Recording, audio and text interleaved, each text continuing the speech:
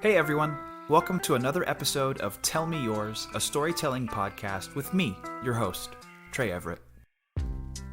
Hello and welcome to another episode of Tell Me Yours, a storytelling podcast with me, your host, Trey Everett. I have an awesome guest today. Bobby Gonzalez is on the pod today. Bobby is an actor, a really hilarious improviser, and he is also the producer and co-host of KTLA 5 Live. He's here today with a crazy story from his past. I'm super excited for you to hear it.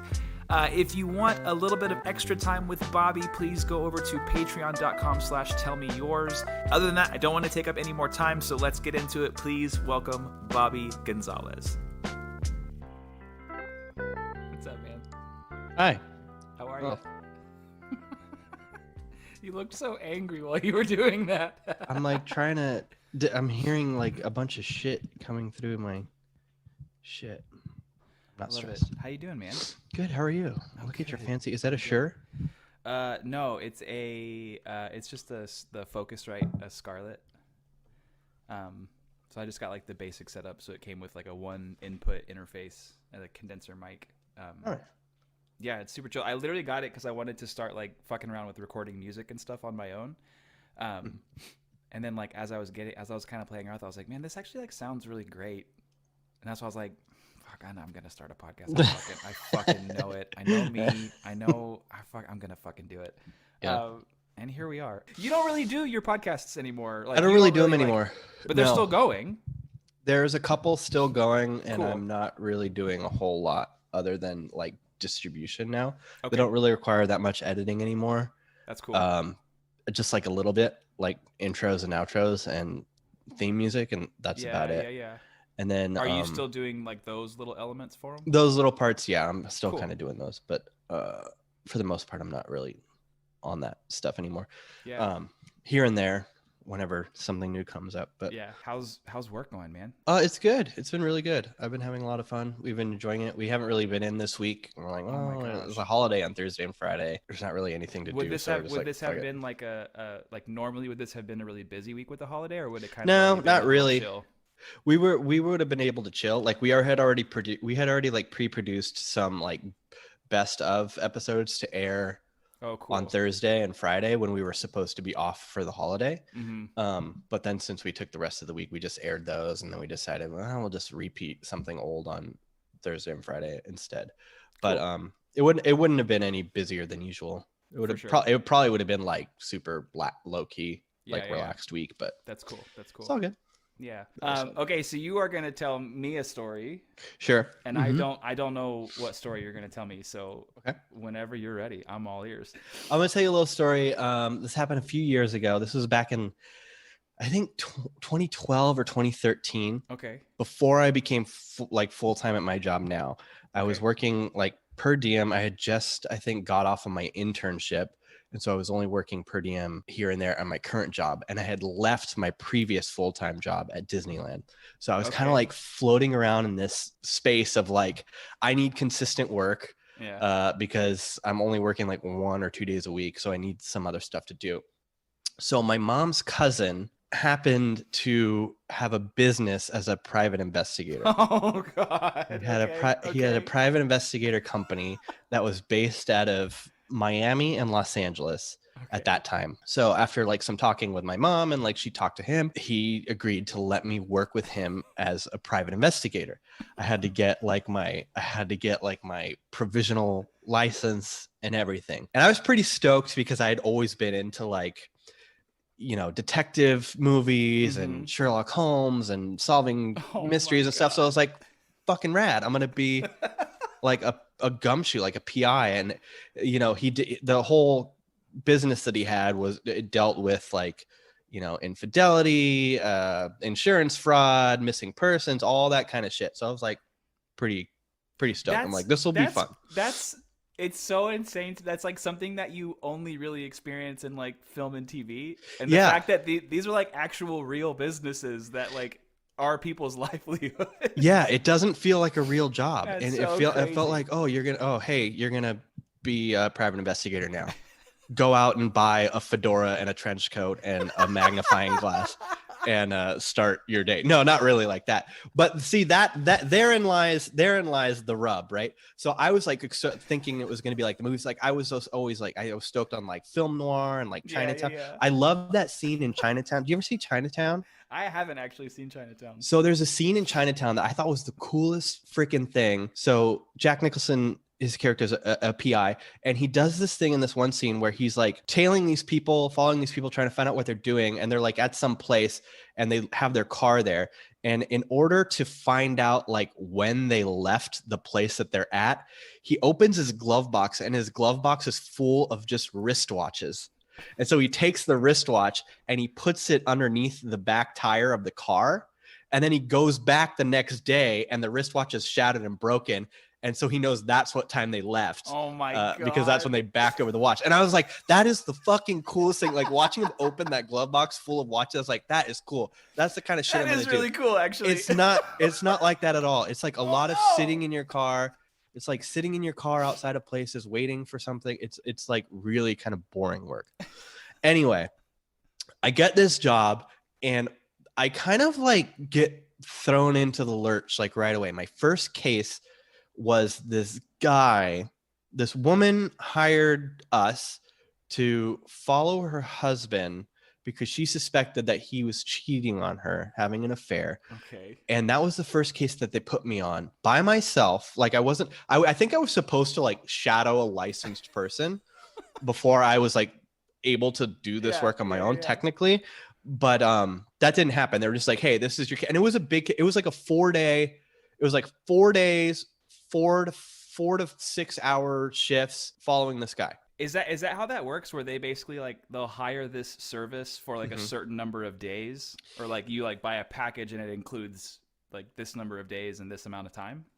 Typically, so I think it can work in. I didn't get too far into the biz, for sure. But from how I understood it worked, it was like they could hire you, like for this case, I believe she was like, hey, I want to hire you for 5 days, 4 hours each day. See what you can find. You know, okay. Within those hours, whatever. Some people, I think, can do it like a per diem, like, you know, here's.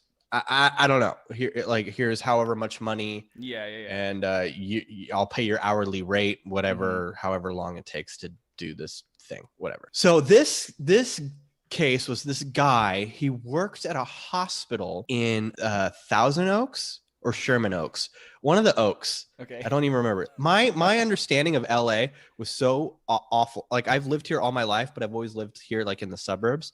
So LA proper, like everything out that way, like further north to LA proper. I don't know. It's a mess.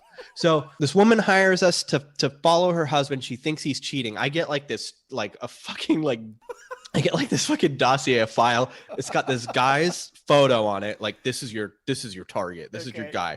This is the car that he drives. This is his license plate number. This is where he works. This is what his shift is. And apparently by the time I got on this case, his car had already been bugged. I think they had the wife bug his car so I could go on like this website and see where he was.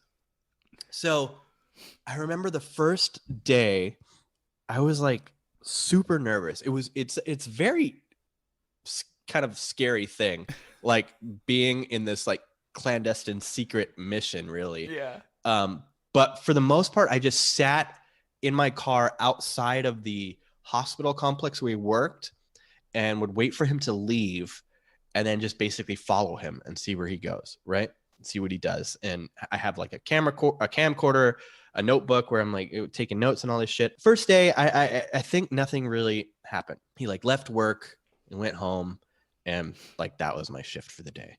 And then the next day I have to go back. I go back to the hospital and sit outside again and wait for him to leave. And this time I think I follow him like a couple places. Nothing really happens. I follow him home at the end of this shift. This is fucking weird. This is a weird job. I know it sounds like super crazy. I'm following this dude home, but like, you know, I'm taking, you know, film, whatever, all this shit. And again, like nothing happens. And as a PI, what you're really trying to do also is not get burned. And meaning burned is like when the person, the target or whatever, realizes that you're following them or filming them, and they catch you.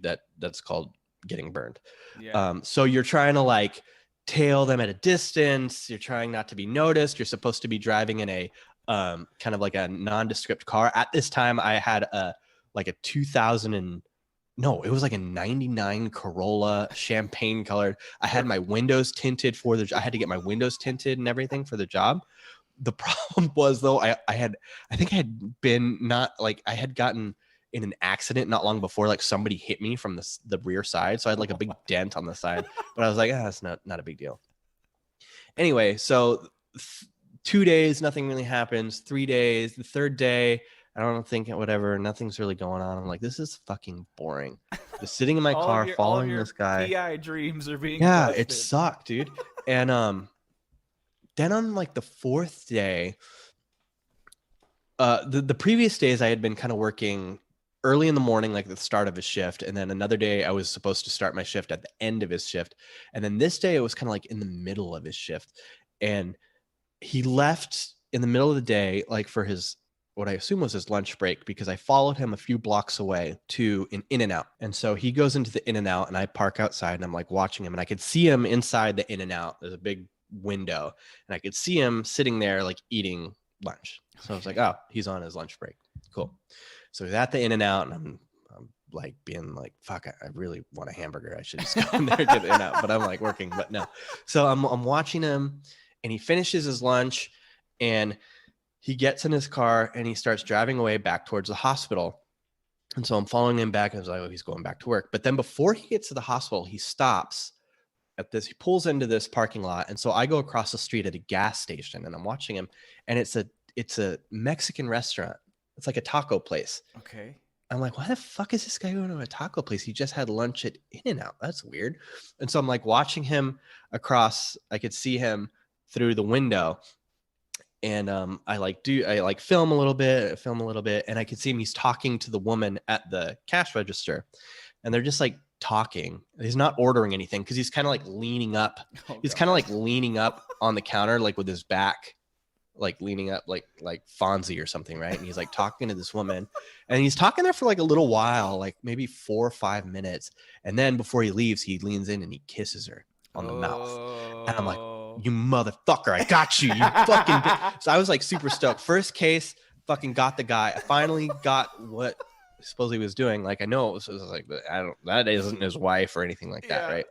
So I'm like, fucking got him. And I take the notes or whatever, and like meantime I'm kind of like in communication with my cousin who owns the business, and he's in communication with the wife who's kind of like giving tips on like, hey, he's leaving work or whatever, because, he doesn't know that she's the one that hired him, but she's, talking to us being like, kind of giving us a heads up on what he's doing. Anyway, so I see him do all that shit at the taco place, and then he goes back to work, and I sit and I'm like waiting for him for work, and a couple more hours go by, and then he leaves his shift and he goes back home. So he drives back home, and I'm still kind of on the clock at this point. So as long as I'm on the clock, I got to sit and watch and wait. Even if he goes home, I got to sit there and wait in case he leaves or whatever. I'm still on the clock. So he goes home, and I kind of like park up the street, and I'm like sitting there and parked. And then I see that he went down the street, but I didn't follow him straight to his home. Like I kind of like stopped. I was like, oh, this is where he lives. I parked up the street, and he continued on, and I assume he went home.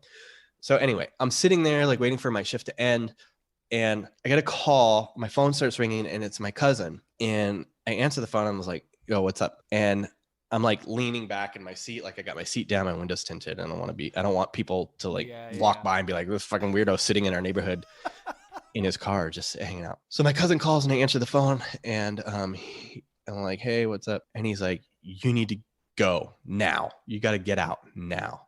I was like, what? He's like, you got burned. I was like, what? No. He's like, he called his wife and said that he thinks he's being followed for the last couple of days by a tan Corolla. And I'm like, fuck, how the fuck did he burn? He's like, so he's onto you. You're burned. You got to go. And as I'm on the phone and he's like telling me like to get the fuck out, I like look over, and he's cruising in his truck right next to my car window. Oh God. And he's like at a slow roll, just like rolling right next to me. And I got the phone like this, and I'm looking up at his big fucking gray lifted truck, and I'm like, oh my fucking God, like I'm gonna get trashed right here. This guy's gonna jump out and beat the shit out of me.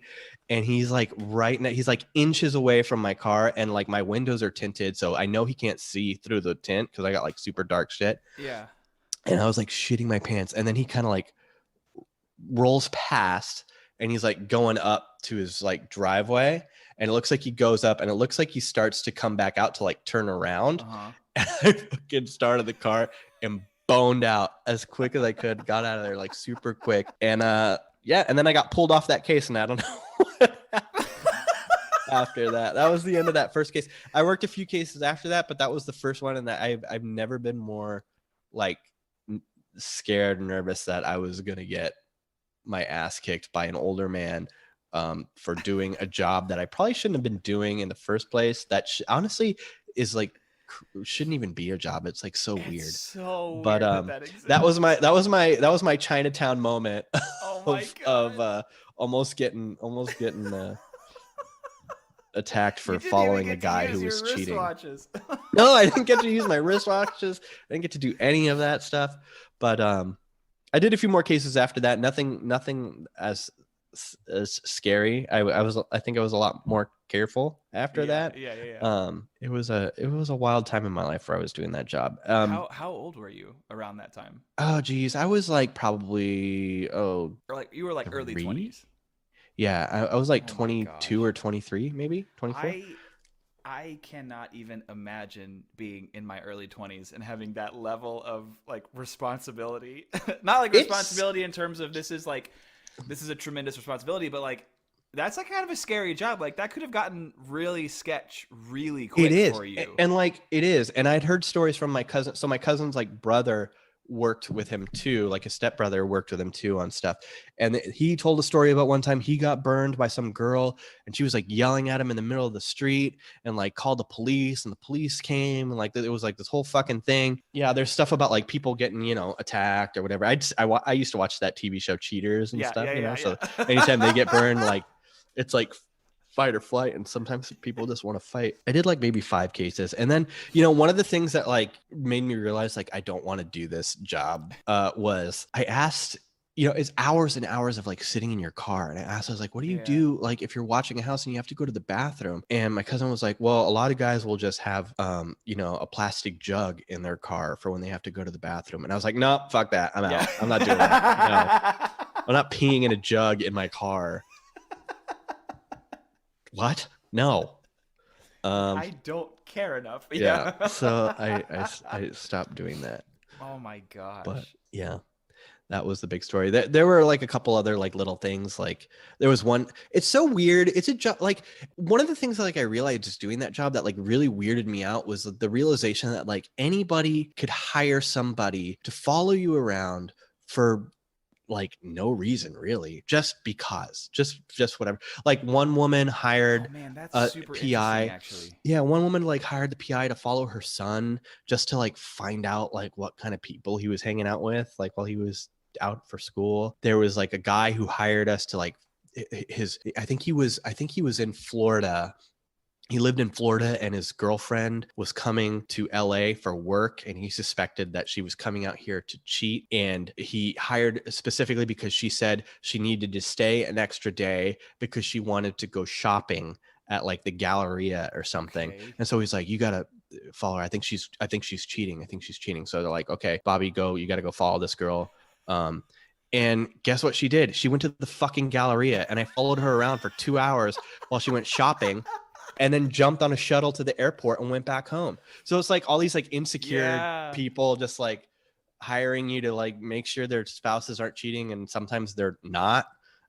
It's just wild. That's so crazy. That's like a whole world that you don't even think about existing. It is. So now anytime I like see somebody like just sitting in a car, I'm like, what are you doing? Who are you looking for? Is it me? Are you trying to find me or whatever? Oh my God. It's very interesting. And like you said at the beginning, it's like one of those things that you think it's just like a movie, like it's a job in the movies, but like no, it's real. Like there's private investigators in the world. And that people actually own businesses, and that's the business. And guess what? Private investigators don't walk around with fedoras and trench coats and magnifying glass. They look like normal fucking people. Like there's like middle-aged women or like old dudes.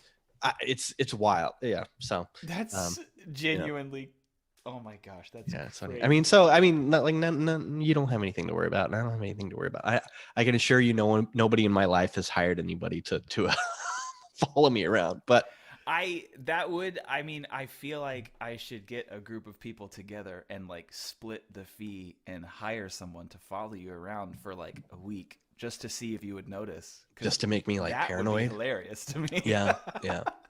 I mean, there's like weird legal stuff too. Like you got to be licensed and all that shit. And there's like certain things you can't do. Do you remember what that process was like in terms of like, because I'm sure they don't just like give you a badge and you're on your way. Like I'm sure you had to like actually like get, had to certified and stuff. Honestly, right? I don't remember a whole lot. I remember I think I had to take a test, like an online test. Jesus Christ. I think I had to get my fingerprints done and do like one of those like live scan things and like a background check. Yeah. Like that kind of stuff. And then I had to file like some form or whatever for like the business of my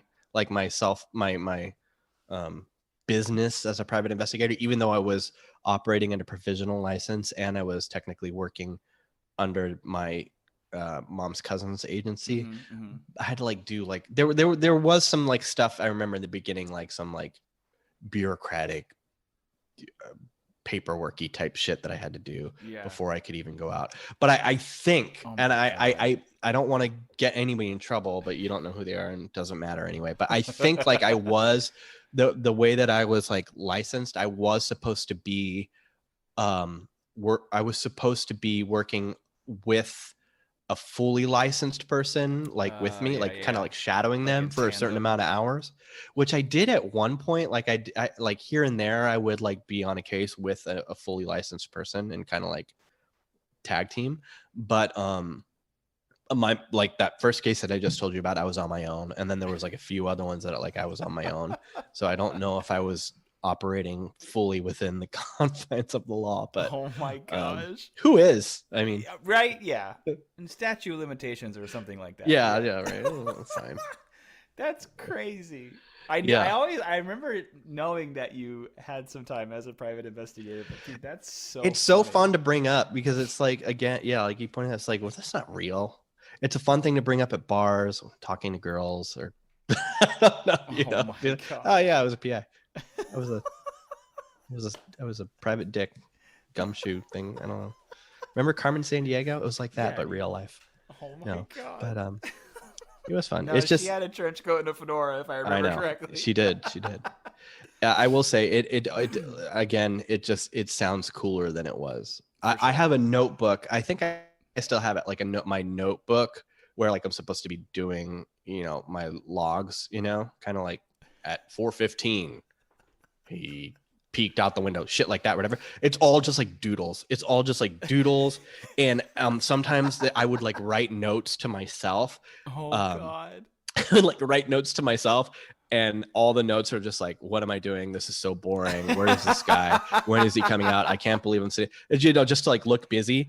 I mean, like, oh, this is only 4 more hours to go, and then you're free. Blah blah blah. And it's just like I was out of my fucking mind. Oh my god. Yeah. So I love that. Yeah. I had to name when I applied for my license, I had to name my company, and I named it Valiant. I think I named it Valiant Investigations after my favorite film, Who Framed Roger Rabbit. Oh yeah. Eddie Valiant is the PI there. So Valiant and Valiant was their detective agency, so that's what I called mine. But I don't. It's all gone now. Art, could you theoretically still do that, or would you have to like go back through the whole licensing process again? I honestly think I would have to go through the whole thing again. I think I'm sure you have to upkeep your license. I'm sure it expires after a certain amount of time if you don't I don't know. I'm sure I would have to redo everything. Yeah. Would you ever get back in the game? If I fell on extremely hard times, and if that was the only way I had to go, I mean, maybe. It was. I will say it was not bad money, and it was easy money, because as scary as it was and nerve-wracking as it was a lot of the times, most of the times it was just sitting in your car. Yeah. It really was. And waiting for somebody to do something. Oh my gosh, that's so funny. And oftentimes it didn't happen. But that first case, I think, was the only one that was like multiple days, where it was like a long, like 4 or 5 days of following just that guy. The other ones I did, it was just like one day. And maybe there was one that was 2, but like all the rest were just like one day, 5-6 hours. I mean, I guess you could just Google, but I'm like, how the fuck do you even find, like, just Google private investigators in my area? Like, how do you even go about doing that? I'm sure. Yeah, I mean, you could probably find it on Yelp. Oh my and people gosh. use it. People use it. And he did a lot of, my cousin did like a lot of like consultation-y type stuff. And he was on like a lot of like, you know, talk shows or like news show type things when they're like need information about like what is the process of like locating missing persons or what, like all that kind of shit. And he would be like the PI expert that would tell them kind of like about the whole process. That's so wild. Yeah, it's a whole other world. It is. Is your cousin still doing that kind of stuff? He is. Like business was still. He had a good business. I think they've expanded since, because they were doing it out of Miami and LA, and I think now they've expanded to like other cities and kind of have like a network type thing in their business. And you know, some PIs do good stuff, like I said, like finding missing persons, things like that. Things that are actually helpful. Yeah, for sure. But I've been out of that game a long time. Oh my gosh. Not anymore. That's the perfect like buddy cop movie. Is Bobby Gonzalez gets back into the PI back in the game. But you actually have to be with a licensed person this time. You do. Well, there was a show. I don't know if you ever saw that show. I think it was on HBO, called Bored to Death, with Jason Schwartzman and I didn't know that's what it was Ted about. Danson. He was a PI, but he was like it was like a comedy, but he was an unlicensed PI. Okay. So he would kind of operate without a license, which I mean, I guess you could do if you have the skill and the willingness to be a creep. Pee in a plastic jug in your car. Pee in a jug in your car. Yeah, you could do it without a license. Never underestimate the power of someone who's willing to pee in a plastic jug. Yeah, for real. Oh my gosh, dude, that's crazy. Yeah, it was a good time. It was a good time.